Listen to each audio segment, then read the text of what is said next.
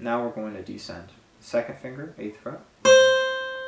First finger, 7th fret, B.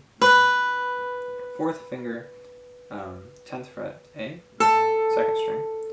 G, the second finger on the 8th fret, second string, G. Then we're going to get F with the fourth finger on the 10th fret, which is F. And then the third finger is going to play the 9th fret of the third string, which is E. First finger is going to play the 7th fret of the third string, D. And then the fourth finger is going to play C on the 10th fret, fourth string. Then the third finger is going to play B, which is the 9th fret of the fourth string, third finger. The first finger is going to play A on the 7th fret. Now we're going to move to the 5th string, fourth finger on G, 10th fret.